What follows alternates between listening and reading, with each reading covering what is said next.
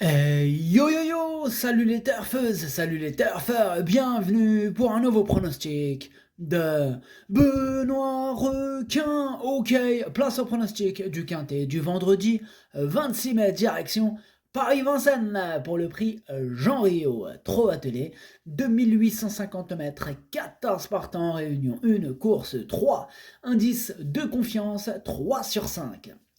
Petit retour sur le quintet du mercredi 24 mai. Dans mon pronostic, je vous ai donné le quartet en 5, mais ça payait pas. Cette vidéo, je la tourne avant l'arrivée du quintet de ce jeudi. Je reviendrai dessus demain. Ok, c'est parti, on commence le pronostic et on commence avec le numéro 1, Cash Bank Biggie. Et on écoute Franck Nivard. Cash Bank Biggie n'a pas démérité à Caen où elle a longtemps dû évoluer le nez au vent. Dans ces conditions, c'était difficile de faire l'arrivée. Le lot de ce vendredi est un peu moins fort, elle a réalisé de belles performances face aux seuls 5 ans, mais avec un bon déroulement de course, elle devrait terminer dans le quintet. Je suis d'accord avec Franck Nivard, il me plaît bien, moi ce numéro 5, je l'ai gardé, ce numéro 1, pardon, et je l'ai gardé en 5e position.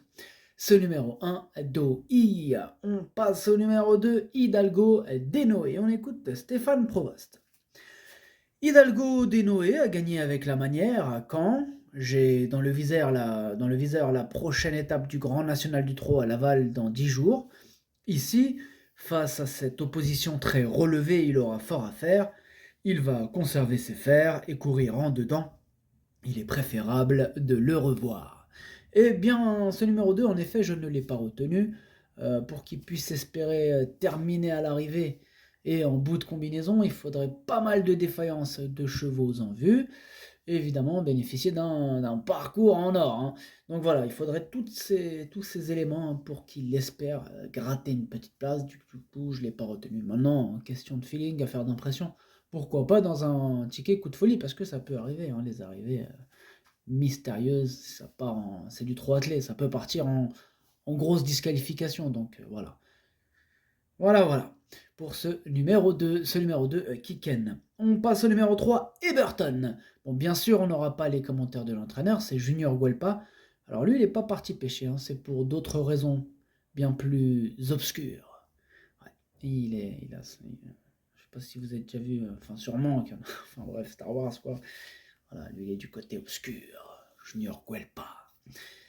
Ouais, c'est dommage, hein, mais bon, c'est la vie. Heureusement, il n'y a que lui qui ne donne pas ses commentaires aujourd'hui, encore heureux. Donc les autres, ils sont encore du bon côté de la force, à ce qui paraît.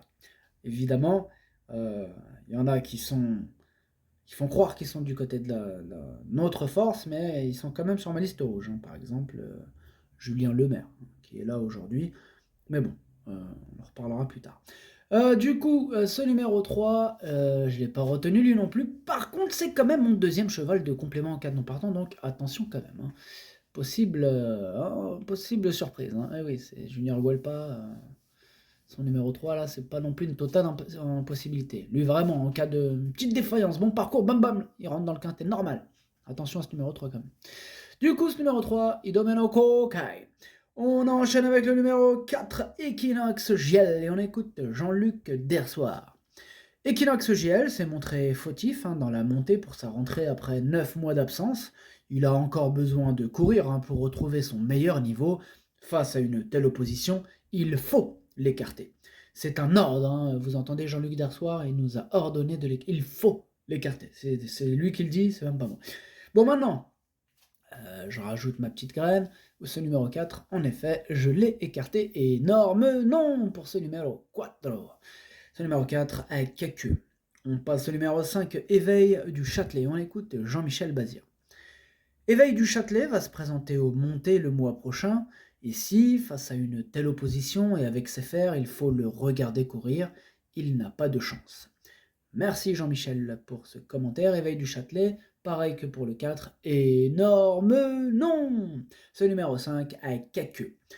On enchaîne avec le numéro 6, Hokkaido Giel, et on écoute Jean-Luc Dersoir. Hokkaido Giel a encore été excellent dernièrement à Caen et s'est intercalé entre Honeck et Étonnant. Je ne le pensais pas si près, mais la saison de monte le motive et il ne perd pas de condition. Il aborde cet objectif au top. Hideo de Tiar est un sérieux client. À l'issue d'un bon déroulement de course, il devrait encore prendre une part active à l'arrivée. Eh bien, ce numéro 6 fait partie de mes préférés. Je l'ai gardé très haut en deuxième position. Ce numéro 6, Watashi no Nibame no Okineri. On passe au numéro 7, Echo de Champ-le-Cy. On écoute Eric Gilles Blot. Echo de Champ-le-Cy n'avait rien d'intéressant à courir après sa victoire d'Angers début avril. Aussi, on a disputé l'étape du Grand National du Trot de Saint-Brieuc. Rendre 50 mètres avec les fers, sa tâche était trop compliquée. Il découvre un bon engagement en tête. Bon, malgré tout, l'opposition est forte. Il évolue en bonne forme. Avec un déroulement favorable, j'attends de le voir disputer activement l'arrivée. Voilà, il a dit activement l'arrivée, donc il est plutôt chaud avec cet Écho de Champ-le-Cy. Attention à lui. Moi, ce numéro 7, je ne suis pas aussi chaud que lui, dans la mesure où je l'ai gardé en bout de combinaison. Ce numéro 7, Nanaï. On passe au numéro 8, Capital Mel. Et on écoute Gabriel Gelormini. Il a réalisé un excellent début d'année, que ce soit à Caen derrière étonnant ou en Italie lors de ses deux derniers groupes 1. Il n'aura pas de problème à évoluer sur les 2850 mètres de la grande piste. Il affronte ses aînés avec des ambitions à nouveau. Il est sérieux et s'est démarré. Hideo de Tiar et Hokkaido Giel sont nos deux principaux rivaux, mais on a notre place sur le podium. Pareil, Gabriel Gelormini est super chaud avec ce numéro 8, que j'ai gardé très haut, lui aussi me plaît beaucoup, moi je l'ai gardé en troisième position. Ce numéro 8, Daisani. Et on passe au numéro 9, Idéal du Chêne, et on écoute Julien Lemaire, qui est sur ma liste rouge. Idéal du Chêne s'est reposée après son très bon meeting d'hiver. Elle n'est pas encore affûtée pour cette rentrée, elle restera ferrée et le but est de courir vers la corde. Elle se présentera encore à l'attelage prochainement avant de participer au prix de Normandie. Vendredi, je vous conseille de l'écarter. Bon, là il nous conseille, mais c'est pas pour son conseil que je l'écarte, étant donné qu'il est sur ma liste rouge, comme je l'ai dit avant. Pour ceux qui n'étaient pas au courant de l'existence de cette liste rouge, liste rouge, pour faire bref, c'est pour rentrer dedans, il suffit juste de dire exactement le contraire de ce qui arrive. Voilà, donc s'il y a un entraîneur qui dit vous pouvez l'écarter et que le cheval arrive, bim, liste rouge direct. Donc voilà, il y a eu un nouveau venu d'ailleurs dans cette liste rouge hier. Voilà, il y en a qui arrivent et voilà. C'est comme ça. Bref, ce Julien Lemaire, bon, pour cette fois-ci, je vous ai prévenu, mais étant donné que je l'ai écarté, donc voilà. Pas trop à s'en faire. Pour ce coup-ci, on peut a priori s'en passer. En tout cas, c'est ce que j'ai fait. Je l'ai écarté, ce numéro 9. Ce numéro 9, Caqueux. On passe au numéro 10, Fakir du Loro, et on écoute Michael Charuel. Fakir du Loro a été froid durant tout le parcours à Caen. Il n'a pas forcément redonné un franc coup de rein dans la phase finale. Il est bien placé en tête. C'est une course qui entre dans son programme. S'il accroche une petite place dans le quintet, il aura logiquement rempli son contrat avant d'aller à Vichy. Ce numéro 10, moi je l'ai gardé en bout de combinaison. Ce numéro 10, Hachi. On enchaîne avec le numéro 11, Firecracker, et on écoute Alexandre Abrivard. Firecracker a intégré l'écurie depuis peu. Il travaille bien, mais nous avons évidemment besoin d'apprendre à le connaître. Cette course a donc valeur de test. Cela dit, il découvre un engagement favorable et la qualité ne lui fait pas défaut. Il aura du mal à trouver de meilleures conditions de course. Il faut peut-être s'en méfier car il peut accrocher une petite place. Il est honnête, Alexandre Abrivard, donc voilà. Clairement, il dit pas que c'est une première chance, mais il vous incite pas à l'écarter. Donc il peut faire un truc, on sait jamais avec ce Firecracker. C'est le type de cheval qui arrive quand personne l'attend. Donc moi je l'ai pas retenu, j'en ai préféré d'autres, mais c'est lui mon gros regret, c'est mon cheval de complément en cas de non partant, donc attention, possible cassage en vue. Ce numéro 11, Kokai.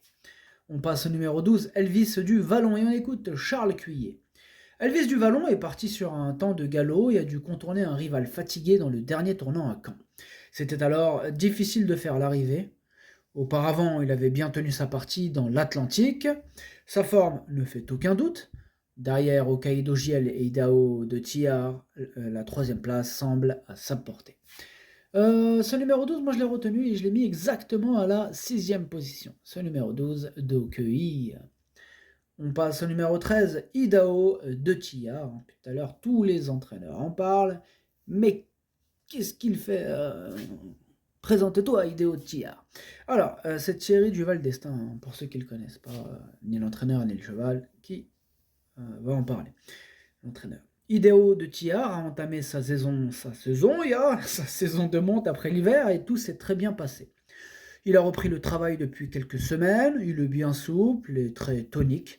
Il est allé s'entraîner à Vincennes il y a une dizaine de jours.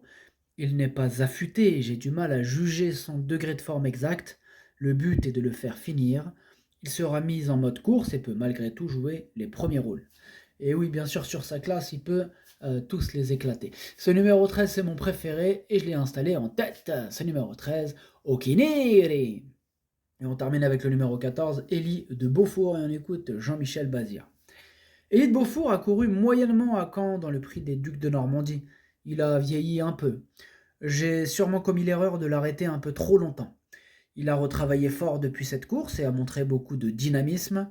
Je serais déçu de ne pas le voir parmi les 5 premiers, même s'il rend la distance aux jeunes. Oui, c'est même le seul à rendre la distance ce vendredi, Élie de Beaufour. Bon, sur sa classe, malgré la distance, il peut faire mal.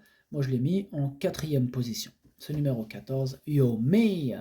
Le pronostic, ça donne 13, 6, 8, 14, As, 12, 7, 10. Merci d'avoir suivi cette vidéo. N'hésitez pas à mettre un pouce bleu si la vidéo vous a plu.